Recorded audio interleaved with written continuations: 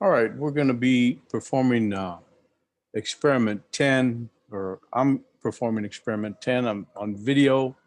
I will pass you the data, and I am expecting you to do the calculations needed to come up with the centripetal force and the equivalent gravitational force that makes the spring stretch to the um, required distance.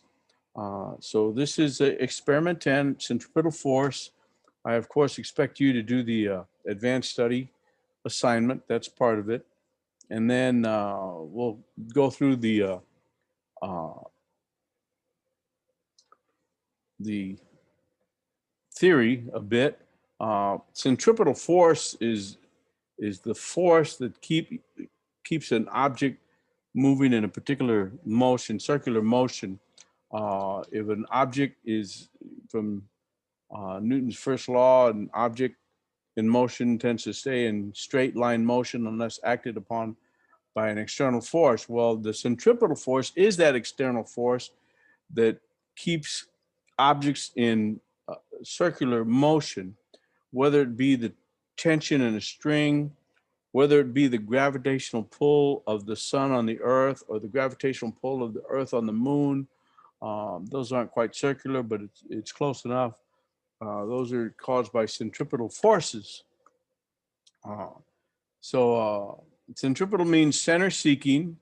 Uh, as you can see here, the centripetal force is a center seeking force, and we're gonna measure that.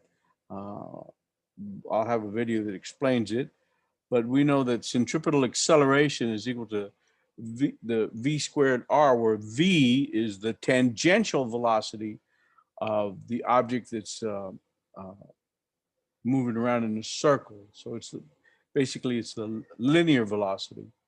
And so the centripetal force is mass times the centripetal acceleration, which is mass times v squared divided by r, where r is the radius.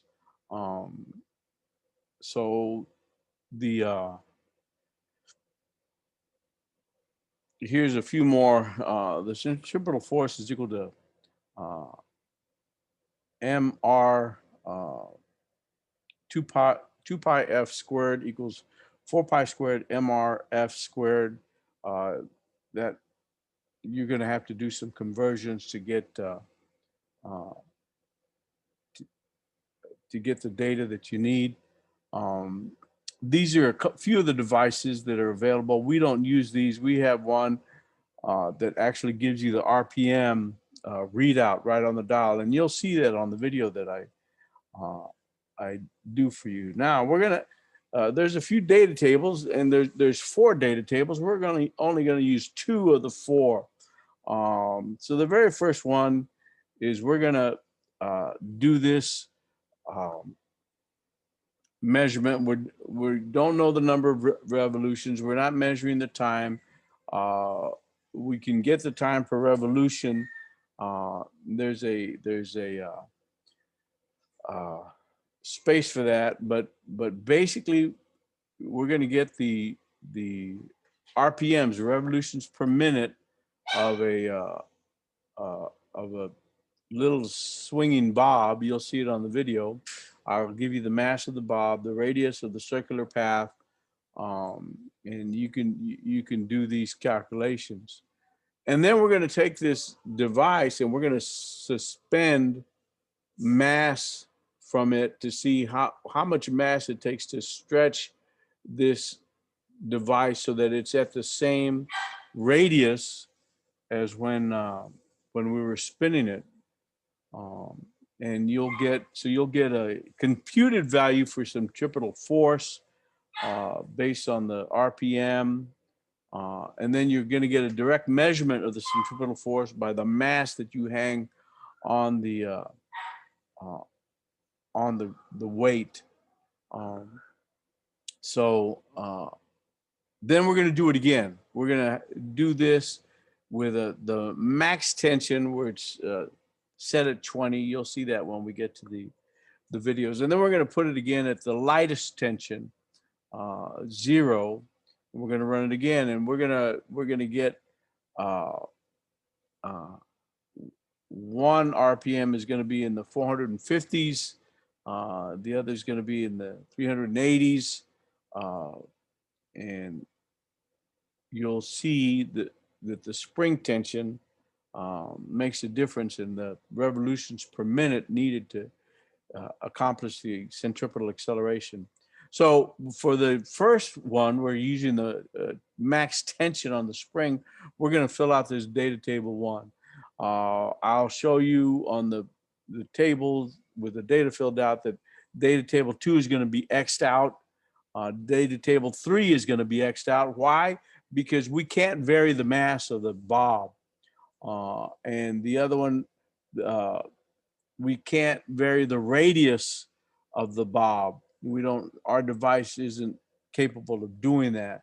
So we're going to X out data table 2, data table 3, but we are going to do data table 4 to observe the effect of varying the spring tension. We're going to reduce the spring tension, and we're going to see that the centripetal um, uh, force is less.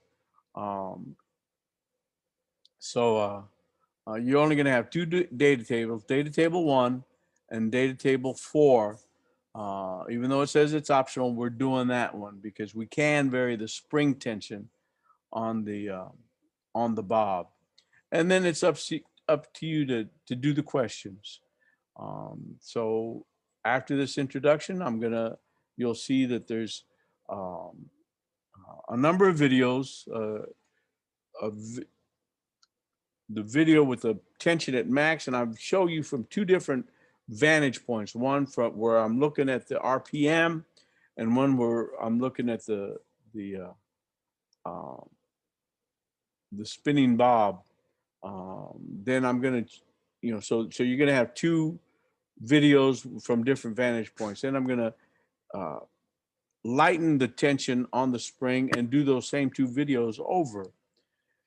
And then there'll be one video where I actually hang the masses to stretch the spring, and we can do a direct measurement of the amount of force it takes to elongate that bob to the desired length. And then it's up to you to do the calculations. And then of course you do the questions at the end of the experiment. Okay, this will serve as our introduction, and I'll post the other videos too. These were actually done in the lab. On the same day that I did the vector table measurements, I did this experiment and I did one other experiment. So you can see the physical devices that are used.